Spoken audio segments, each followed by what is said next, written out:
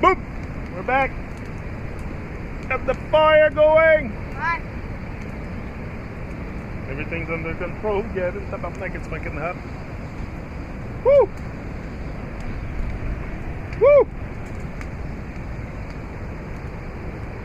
Fire blaze! Woo!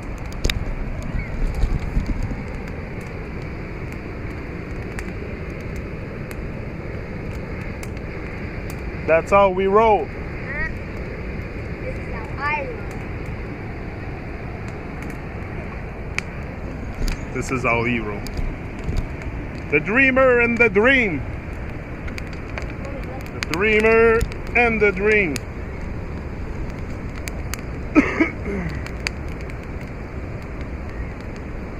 Yeah. Non-resistance is the key to the greatest power in the universe. Did you know that, Gavin? Yeah. Non-resistance is the key to the greatest power in the universe. Through it, consciousness, spirit, is freed from its imprisonment with form. Inner non-resistance to form, whatever is or happens, is a denial of the absolute reality of form. Resistance makes the world and the things of the world appear more real, more solid, and more lasting than they are, including your own form identity, the ego. It endows the world and the ego with a heaviness and an absolute importance that makes you take yourself and the world very seriously. The play of form is then misperceived as a struggle for survival. And when that is your perception, it becomes your reality. Go ahead, start now. The many things that happen, the many forms that life takes on, are of an ephemeral nature. They are all fleeting. Things, bodies, and egos, events, situation, thoughts, emotions, desire, ambitions, fears, drama. They come, pretend to be all important, and before you know it, they are gone. Dissolved into the nothingness out of which they came. Were they ever real? Were they ever real?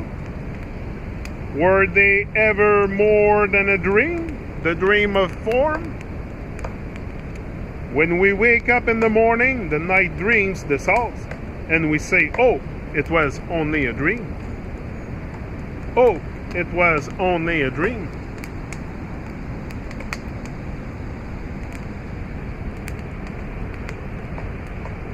It wasn't real. But something in the dream must have been real, otherwise it could not be. When death approaches, we may look back on our life and wonder if it was just another dream. Even now, you may look back on last year's vacation or yesterday's drama and see that it is very similar to last night's dream. There is the dream, and there is the dreamer of the dream. The dream is a short-lived play of forms. It is the world, relatively real, but not absolutely real. But not absolutely real.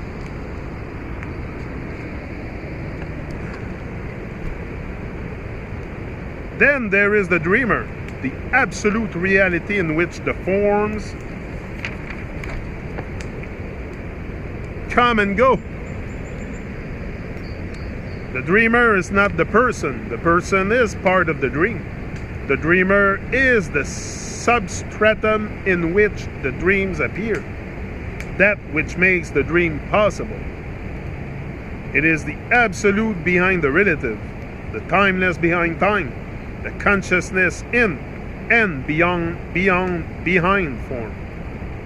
The dreamer is consciousness itself, who you are. To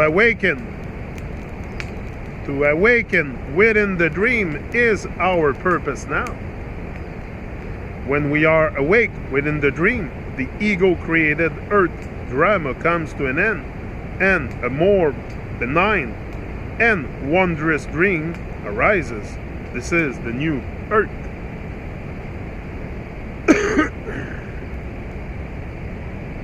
Going beyond limitation. In each person's life, there comes a time when he or she pursues growth and expansion on the level of form. This is when you strive to overcome limitations such as physical weakness or financial scarcity, when you acquire new skills and knowledge, or through creative action bring something new into this world that is life-enhancing for yourself as well as others.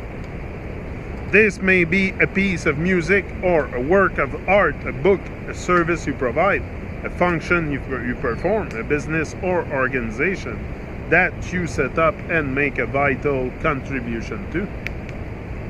When you are present, when your attention is fully in the now, that presence will flow into and transform what you do.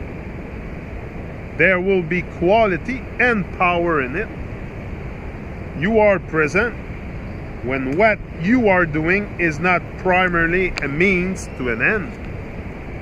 Money, prestige, winning, but fulfilling in itself. When there is joy and aliveness in what you do.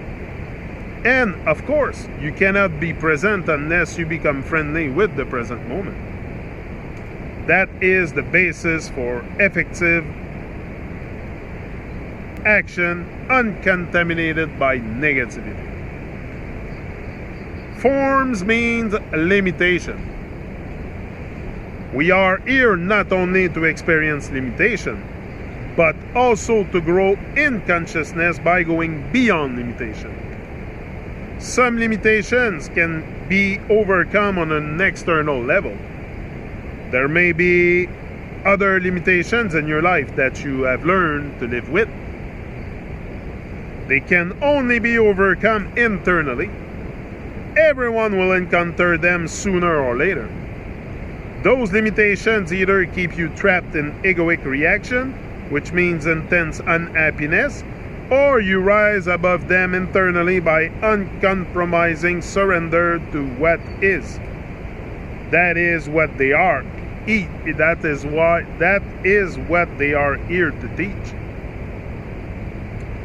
The surrendered state of consciousness opens up the vertical dimension in your life, the dimension of depth.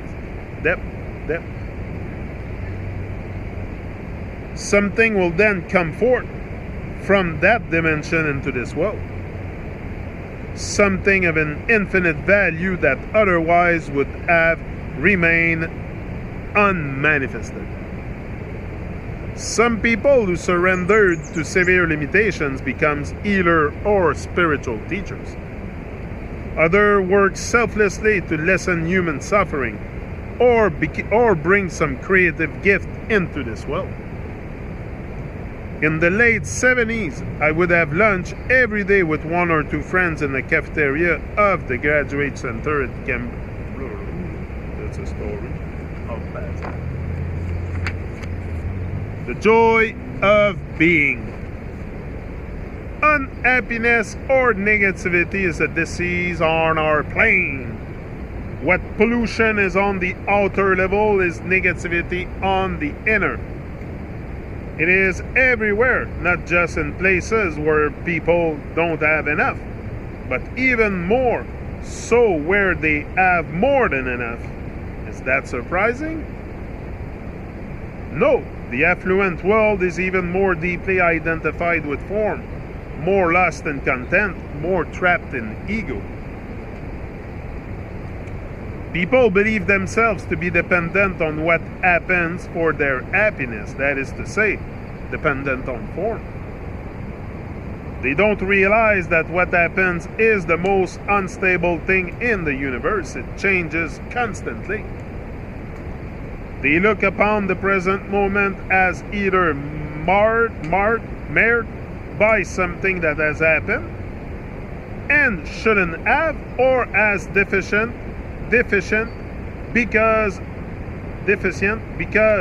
of something that has not happened but should have. And so they miss the deeper perfection that is inherent in life itself. A perfection that is always already here, that lies beyond what is happening and not happening, beyond form. Peace out.